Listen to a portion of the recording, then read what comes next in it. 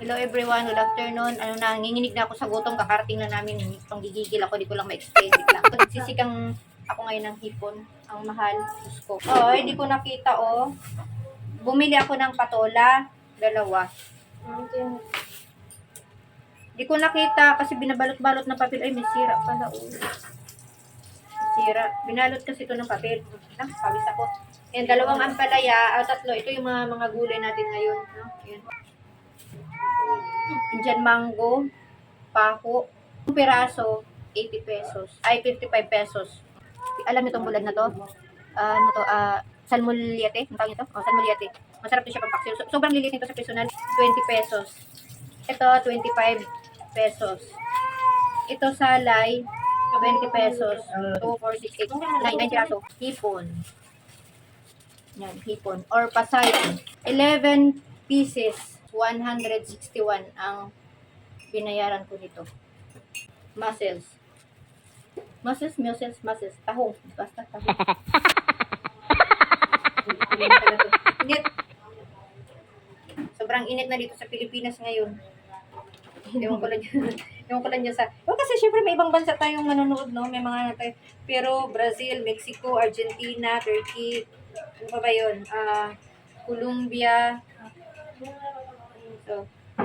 So here in the Philippines, our beloved country, is so hot in here. What? Summertime. It's summertime na. So, masyado. Ay, naku, hindi ko nga napakain. Nakalimutan ko, sorry naman. Magtatanggal tayo ng ito, mga nguso niya, oh.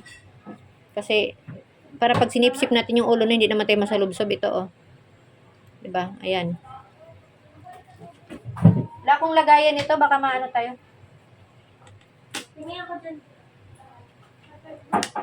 Yan, pati yung nguso, gupitin na natin. Actually, yung binibili kong pangsigang, ang gagamitin ko nito hindi pangsigang sa hipon. Kasi, yung pangsigang kasi sa hipon, sobra siyang yung asim niya kasi, di ba, sampalok. Ano siya, di ko kasi gusto yung parang walang yung sobrang asim niya, masakit sa sikmura. Ang ginagamit ko, yung pansigang na gabi, sa baboy yun, sa karne. Pero yun ang gagamitin ko dito. Kasi yun talaga lagi kong ginagamit dahil hindi siya ganun ka tapang yung asim. So, yun ang gagamitin natin. O, diba, ang word na naman. Pero masarap yan. Ito, oh. Ito. Hipon, pero ito yung gagamitin kong pangsigang. Sasabihin mo, ang word na naman. Word talaga. Kasi diba, meron naman talagang para pang hipon, pero hindi yan ginagamit. Actually, meron pang ako dito sa bahay, eh. So, okay, kasi pag sa gabi kasi, bakit? Medyo malapot siya, so masarap. So, ito lang, no? Kaya na nga, salita ko ng salita, no? Nakapost pala yung ko. Ewan ko na lang nito kung ano yung mga na-record ko. Basta, yung kinuha namin sa kangkong na panghalo to sa sinigang is yung dahon lang.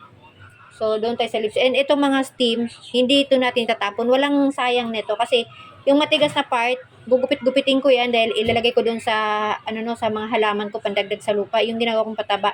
Pero ito yung mga malambot, adubuhin natin yan. 'Di ba? Kasi nga binibiak natin to and dito natin ilalagay.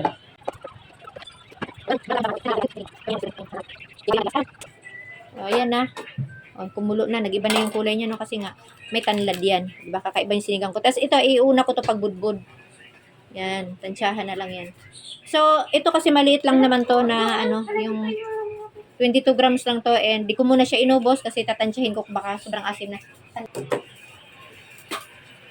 natin yung, tansyahin natin yung asim niya kasi, pag ang sinigang din kasi, no, sobrang asim, masakit talaga sa sikmura. Ayan, ulit-ulit na ako. Sayang na to, nagutom na. Alam niyo na yun kung ano yun.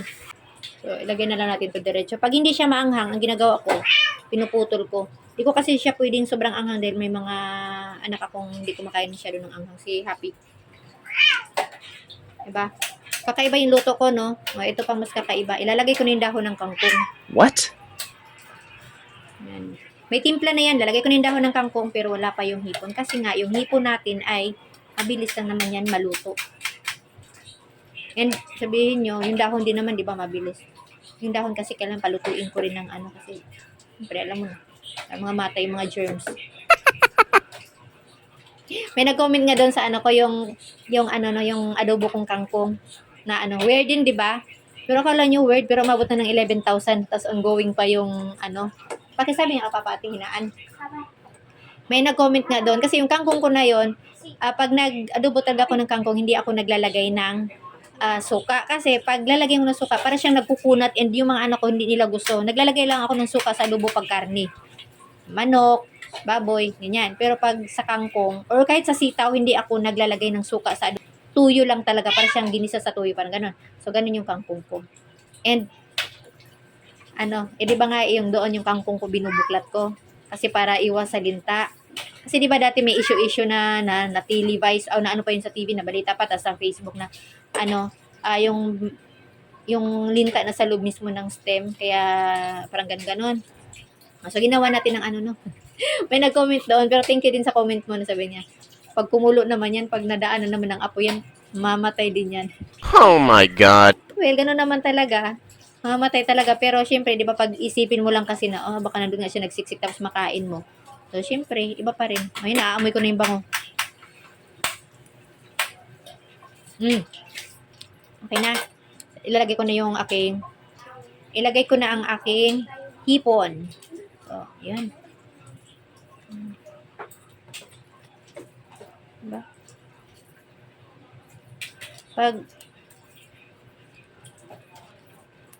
Yan. So, ganun lang ang aking style sa sinigang na hipon. Diba?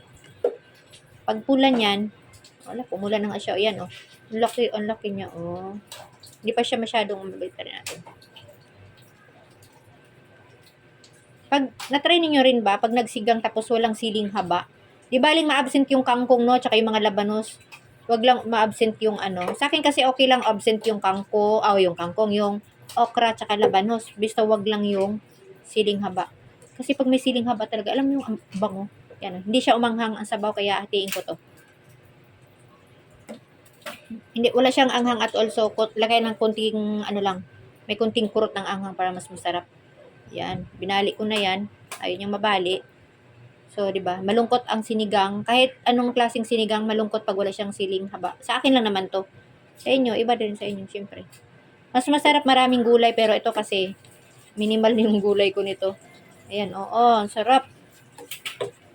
So, okay na 'to. Pagkulo nito, okay na. Yan. Diba? Sa inyo. Pakuloyin na lang natin yan. Ahonin na natin yan. Okay na yung timpla.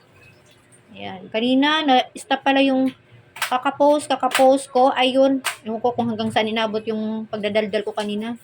Sana. Ayan, masarap. Masarap to siya, promise. Kasi pag ang seafoods din kasi, no? Pag fresh, ang sarap. Kakain na kami. Ayan, nakakulo na. Off na natin. Mamaya, magmumukbang na tayo. Ayan, nakakulo na. Umano na tong hipon. Ayan, oo. Ibabay na. Kakain na kami.